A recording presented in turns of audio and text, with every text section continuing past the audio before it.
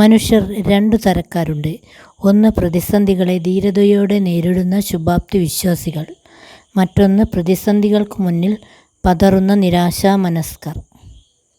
ജീവിതത്തിൽ പ്രതിസന്ധികളുണ്ടാവുമ്പോൾ അവയെ അതിജീവിച്ച് മുന്നോട്ടു പോകാനുള്ള തൻ്റെടമില്ലെങ്കിൽ നാം പരാജയം ഏറ്റുവാങ്ങേണ്ടി വരുമെന്ന കാര്യത്തിൽ സംശയമില്ല. പ്രതിസന്ധികളെ വെല്ലുവിളികളായി സ്വീകരിച്ച് അവയെ അഭിമുഖീകരിക്കാനുള്ള ആത്മധൈര്യവും സ്വാശ്രയത്വവും നാം ആർജിക്കണം.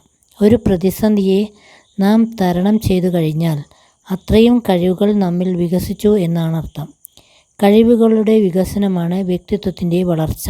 അതുകൊണ്ട് തന്നെ നമ്മുടെ വളർച്ചയ്ക്കും വികാസത്തിനും ഉപകരിക്കുന്ന ജീവിതത്തിലെ ഒരു പ്രതിഭാസമായി പ്രതിസന്ധികളെ നാം കാണേണ്ടിയിരിക്കുന്നു.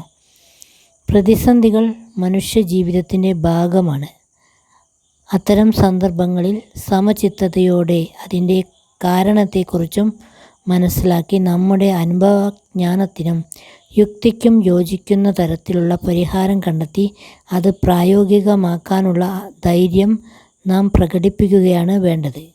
മനസ്സിൻ്റെ പക്വത, ധീരത, പ്രത്യാശ ഇവ ജീവിതത്തിലെ ഏതൊരു പ്രതിസന്ധിയെയും തരണം ചെയ്യാനുതകുന്ന ഒറ്റമൂലികളാണ്. കണ്ടെത്തിയ പരിഹാര മാർഗങ്ങൾ വിജയപ്രദമാകുന്നില്ലെങ്കിൽ പ്രശ്നപരിഹാര മാർഗങ്ങൾ വേറെയും പരീക്ഷിക്കേണ്ടതാണ്. സന്തോഷത്തിൻ്റെ ഒരു വാതിൽ അടയുമ്പോൾ വേറൊന്ന് തുറക്കുന്നു. പക്ഷേ നാം അടഞ്ഞ വാതിലിനു നേർക്കു നോക്കി നിൽക്കയാൽ നമുക്ക് വേണ്ടി തുറന്ന വാതിൽ കാണുന്നില്ല.